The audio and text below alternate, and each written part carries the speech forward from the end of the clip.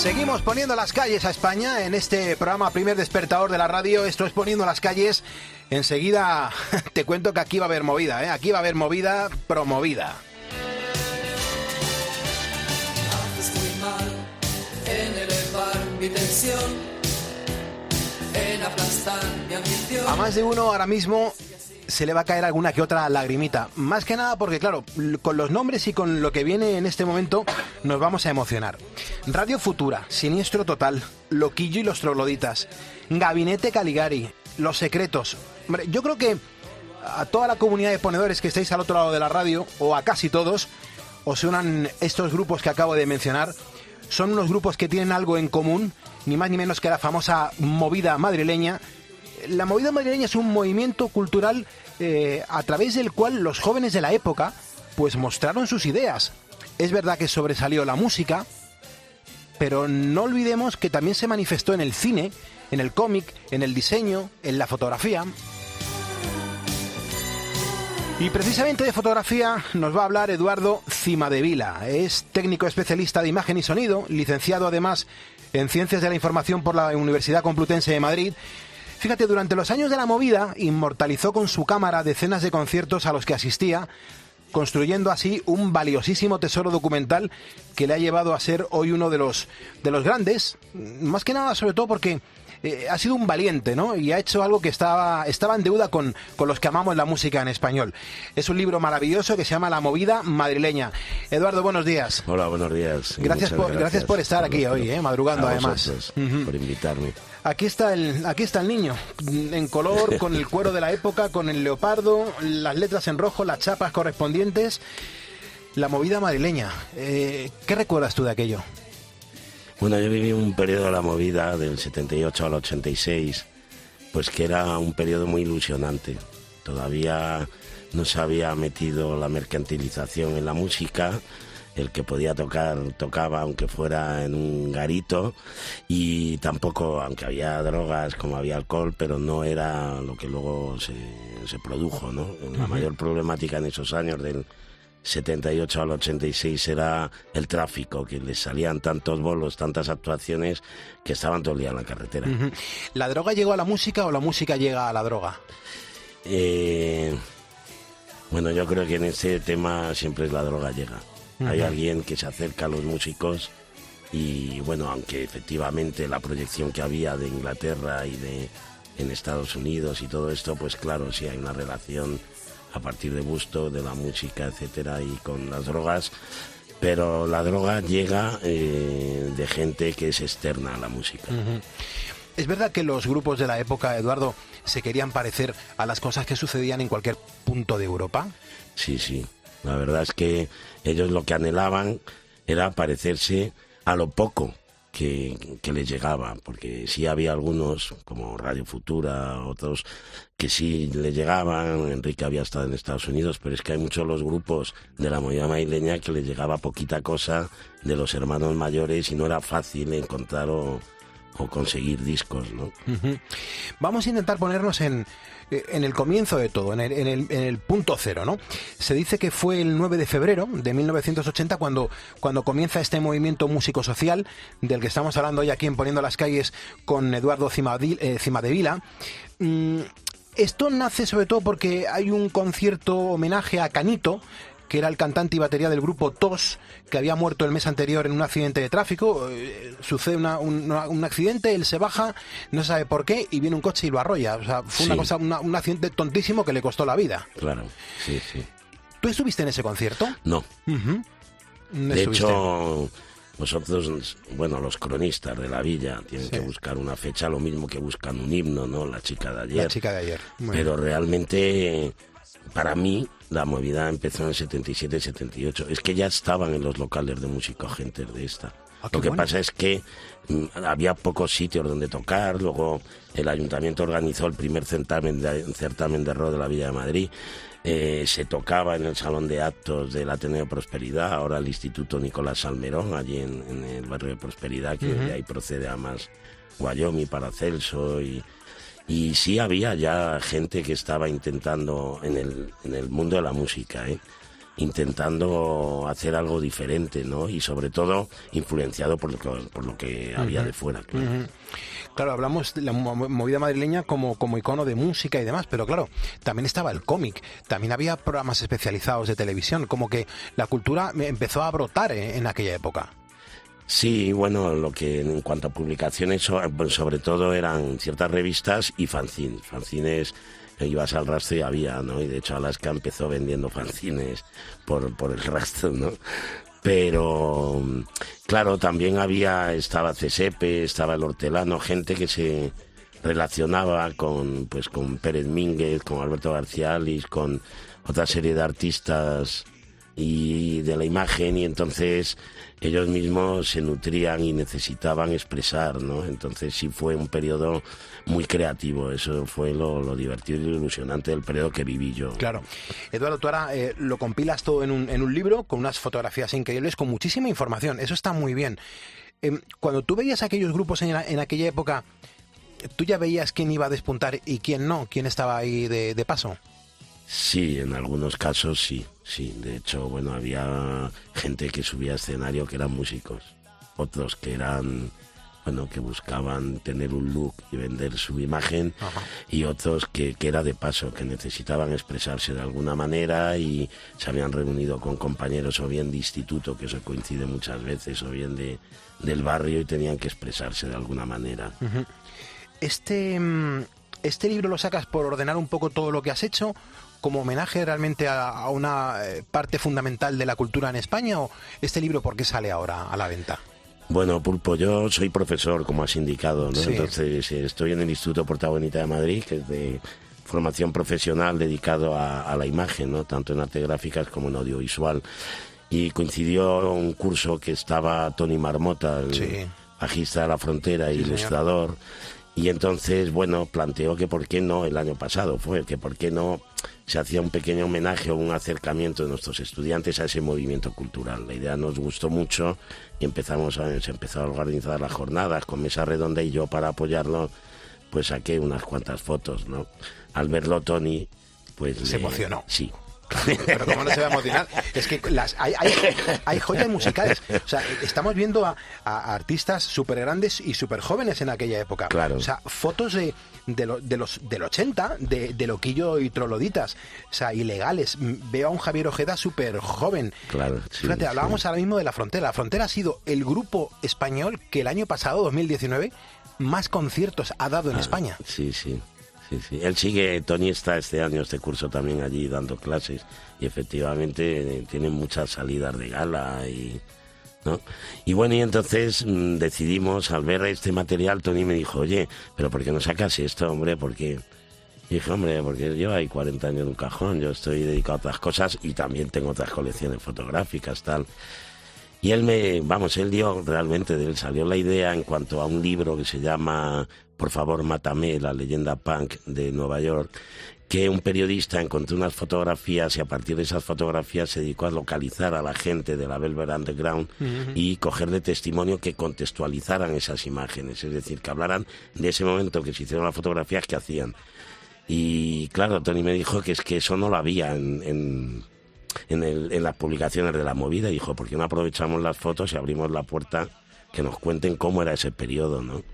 Los propios protagonistas, claro. ¿Hay alguna foto que no has podido publicar porque se viese algo que no se debería ver? Las fotografías que he sacado de la colección son fotografías de escenarios, son trabajadores. Directos, ¿no? Sí, sobre todo. Son directos y pruebas de sonido.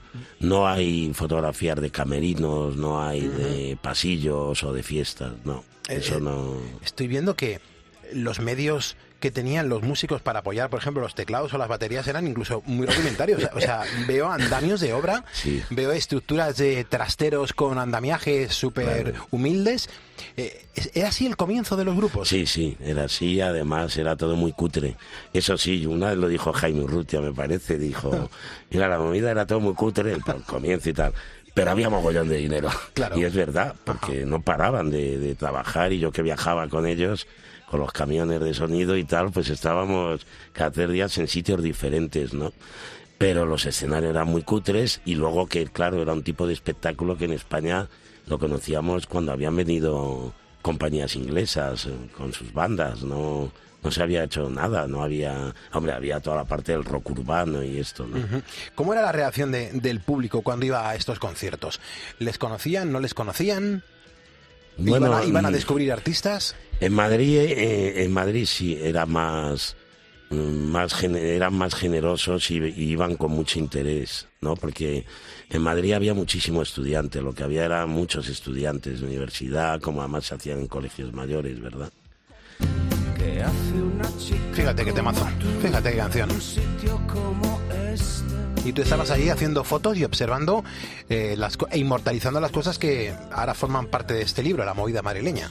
Sí, yo tuve la suerte pues de acceder.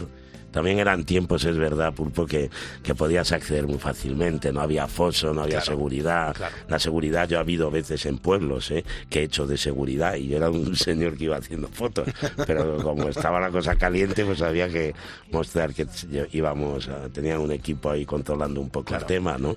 Vamos a escuchar un poquito los Burning. Utilices tus juegos conmigo.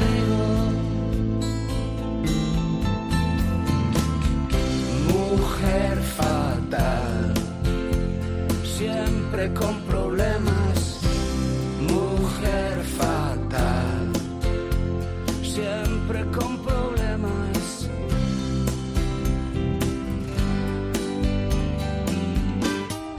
Me gusta mucho el texto, me gusta mucho todo lo que contiene este libro. Además, en el texto ha trabajado Ana Aparicio Cillán, que ha sido la encargada de realizar también las entrevistas.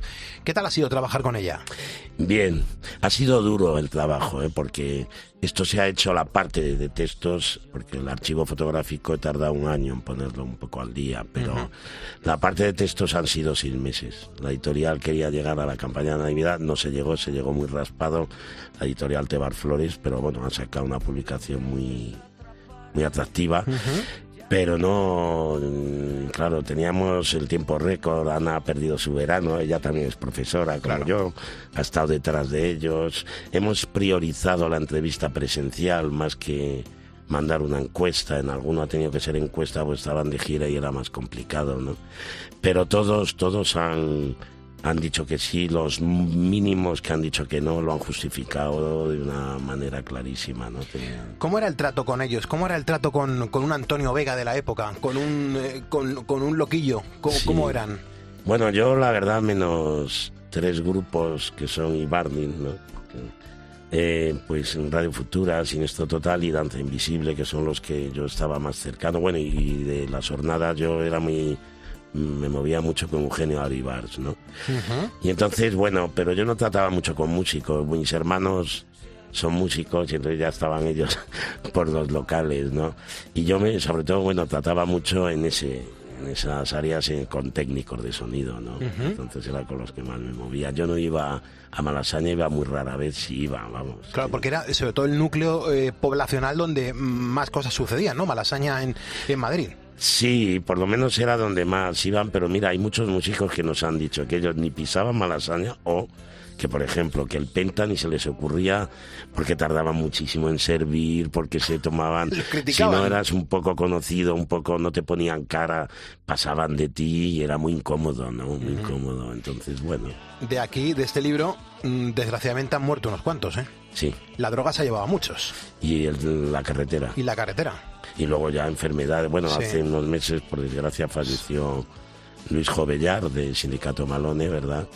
Pues porque los cuerpos están ya complicados. Deteriorados. Sí, sí. Escuchamos la música de la época. Estamos disfrutando mucho de este libro que se ha publicado, La movida madrileña, entrevistas con Ana Aparicio Cillán, un libro maravilloso que nos está presentando Eduardo Cimadevila aquí en Poniendo las Calles.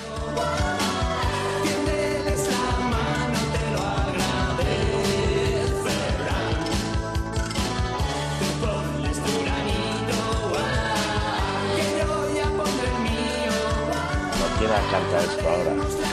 Sí, claro, es una canción que ahora no, seguramente ni se pueda entender. Hay mucha gente ahí, si la escucha por primera vez no lo van a entender. No. Sí, sí. Fíjate, tengo aquí una nota de Álvaro Urquijo de Los Secretos, que él lo que hace es considerar que no existió una movida de la que se sintiera parte.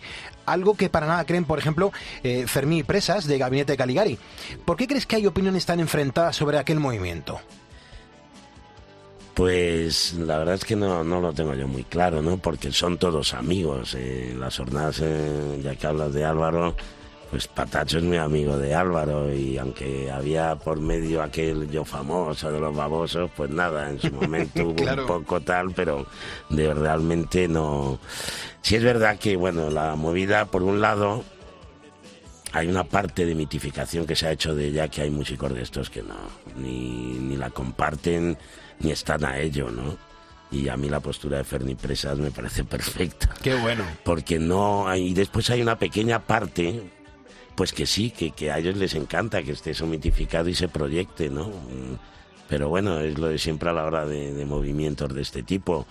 Muchos de los que hemos accedido y a los que queríamos dar la posibilidad de que se expresaran y nos contaran sus vidas o sus momentos en los años 80, pues no se habla casi nada de ellos, ¿no? Siempre en la movida, pues los medios suelen centrarlo en 4, 5, 6 grupos, pero todo lo demás está ahí, estuvo, pero también es verdad que hubo muchísimos grupos, y que hubo grupos, yo tengo ahí, por ejemplo, un grupo Cámara, tal como salió, ganó el segundo premio, grabó un EP con Danza Invisible en la cara B. Anda. Y desapareció. Y ya está. Pero ahí que ha quedado, claro. Y es un grupo, ¿no? Jolín. Y vamos, yo vivía en Málaga en aquel periodo y fui a 2 conciertos que tuvieron y no hicieron más, ¿no? Y de eso hubo también bastante, sí. Eduardo, ¿cuál crees que puede ser el himno de esa época, el himno musical de esa época? Uy, es muy difícil. Pero para mí, Soy una punk de Aerolíneas Federales. Pero porque va más con tu gusto musical. No ya por la parte Por la trascendencia musical, sino el contenido. Ajá. Si se escucha bien, hay mucho de lo que era la gente y la movida, seas punk o seas de otros movimientos, porque también eras respondón, claro. Claro.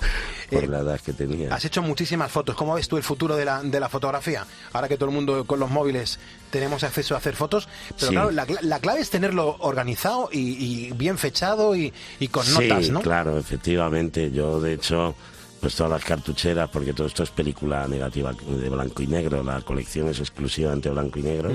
La única fotografía que hay de color la hice el año pasado en un concierto de Luis Auserón y sus amigos, y la verdad, bueno, pues sí, la parte de fotoquímica se va perdiendo, porque cada vez hay yo que soy, ya que me lo has preguntado, es que me has dado un poquito, claro, como yo soy profesor de la red pública, claro. de la red pública de la Comunidad de Madrid, ¿verdad?, de formación profesional, imagen y sonido, pues retirar un ciclo de grado medio, que era el ciclo de laboratorio de imagen, que se daba la fotoquímica, se mantenía la fotografía blanco y negro, en la fotografía en película, aparte, por supuesto, de abordar y introducir la fotografía digital. La fotografía, pues, digital ha democratizado la fotografía. Ahora hay gente, pues, siempre te encuentras por todos los fotógrafos. Antes, yo me acuerdo de una anécdota ya así, pulpo, rápidamente. Sí, por supuesto. En aquel periodo de viaje de un pueblo que llegué, y entonces me apareció un señor mayor a la hora de pruebas de sonido, me vio con la cámara y se acercó y me dice, bueno, oiga, venía a pedirle permiso para hacer fotos esta noche en el concierto, si podrían darme un pase o algo tal. Era un pueblo, no creas que...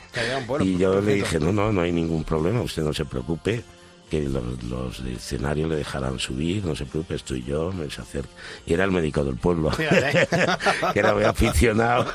Y el hombre, entonces no había, también es verdad que había muy pocos fotógrafos, ¿no? De hecho, de la movida hay 4 colecciones que son conocidas principalmente, así, con cierto volumen, ¿no? La de Alberto García Alís, Pérez Mínguez, Trillo y Barrola, Maribí, ¿no? Quiero darte las gracias por publicar, compartirlo, ponerlo accesible a todo el mundo, la historia de nuestro país a través de la música, de la movida madrileña, en un libro que está muy bien hecho, con mucha información, con muchas fotos, para que veamos cómo era aquella época gris en cuanto a las fotos y en cuanto a los medios que se le daban a los artistas para mostrar lo que eran capaces de hacer y que nos acerquemos más a la música y a la historia de la música de nuestro país, ¿eh? Claro, eso es lo que yo, de la verdad, me queda muy orgulloso y muy a gusto. Qué bien. Es de posibilitar un documento que sea de consulta, porque ayer de consulta te lo lees, es entretenido, pero si quieres saber la movida, es la voz de ellos. Es que no hemos hecho un estudio periodístico o un proyecto de fin de carrera de la movida, no. Es la voz de los propios protagonistas en el sector musical, ¿no? Pues que han contado con qué ocurría y cómo sentían ellos esos años 80, ¿no? Eduardo, yo me quiero hacer una foto contigo. Venga. Vale, muchísimas gracias por venir, por el madrugón. A ti, Pulpo, muchas gracias. Gracias, seguimos Encantado. en COPE, seguimos poniendo las calles de España con nuestra movida, la movida madrileña y su música. Tú hablas de la luz y yo hablo de la noche. Cuando los monstruos tienen nombre de mujer, David Bowie lo sabe y tu mami también. Hay cosas en la noche que es mejor no ver. Te veo bailar con pegatinas en el culo.